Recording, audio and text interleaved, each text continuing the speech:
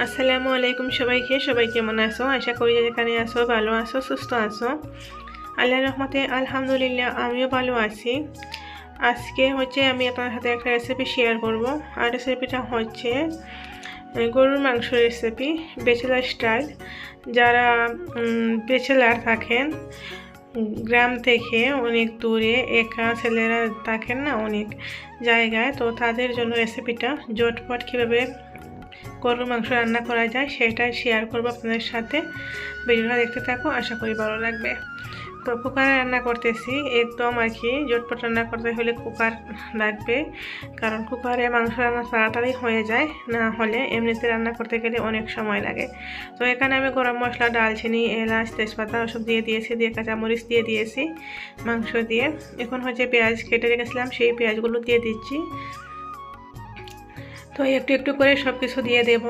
আশা করি আপনাদের ভিডিওটা ভালো লাগবে। আর যদি ভিডিওটা একটু কোনো না কোনো অংশে একটু ভালো লাগে তাহলে একটা লাইক দিয়ে দিও। আর আমার চ্যানেলে নতুন হলে চ্যানেলটাকে সাবস্ক্রাইব করে সবাই আমার পাশে থেকো। এখানে আমি আদা রসুনের পেস্ট দিয়ে দিয়েছি, দিয়ে এখন এই যে মাংসের সাথে মিক্স করে নিচ্ছি পেঁয়াজ সব কিছু।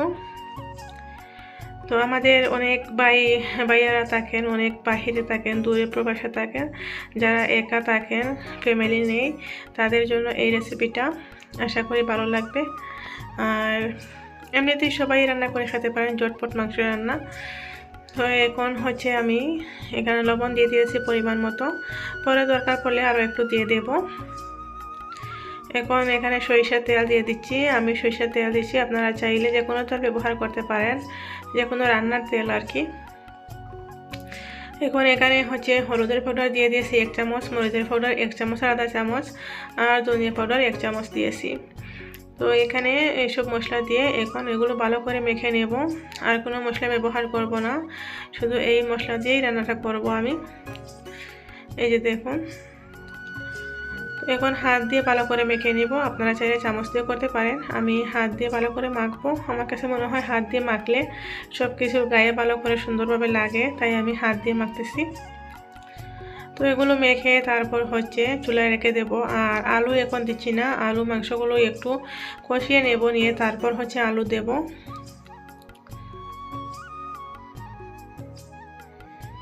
ভিডিওটা সবাই ফুল ওয়াচ করো, ভালো লাগবে। আর যাদের ভালো না লাগে কিছুই করার নেই, অনেকের হয়তো অনেক উপকারে আসবে, অনেকের নাও আসতে পারে। যারা রান্না করা জানেন তাদের হয়তো কোনো উপকারে আসবে না, আর যারা জানে না তাদের হয়তো একটু উপকারে আসবে। আর অনেকের রান্নার ধরন এক এক রকমের থাকে, তো আমি যেভাবে রান্না করতেছি সেভাবে আপনাদের সাথে শেয়ার করতেছি, ভিডিওটা দেখতে থাকো। তো এখানে আমি 5 মিনিটের জন্য ঢাকনা দিয়ে রেখে দিয়েছিলাম। তো 5 মিনিট পর ঢাকনা সরিয়ে নেড়ে ছেড়ে দিচ্ছি।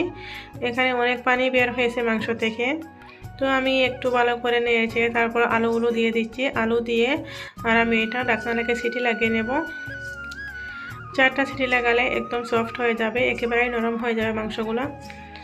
একটু পানি দিয়েছি, এই পানিতেই আমি মাংস রান্না করব, আর পানি ব্যবহার করব না আমি। তো এই যে দেখুন, সিটি লাগানো হয়ে গেছে, আমি ঢাকনাটা সরিয়ে নিয়েছি, নিয়ে আবারও চুলায় আগুন জ্বালিয়ে দিলাম। কারণ যখন 4টা সিটি লাগিয়েছে তখন আমি গ্যাসটা বন্ধ করে নিয়েছিলাম।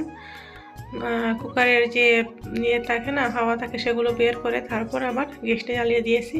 তো এখন এই যে রান্নাটা হয়ে গেছে। এখন এখানে ধনিয়া পাতা দিয়ে গ্যাসটা বন্ধ করে নেব। অনেক মজা হয়েছিল, কারণ এখানে পানি কিছু ইউজ করিনি, আমি একটু পানি ব্যবহার করেছিলাম। আর এইভাবে মাংস রান্না করে দেখবেন, আপনাদেরও ভালো লাগবে।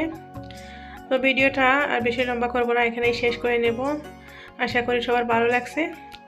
আজকের মতো বিদায় নিচ্ছি, সবাই ভালো থেকো, সুস্থ থেকো। আল্লাহ হাফিজ সবাইকে। আসসালামু আলাইকুম।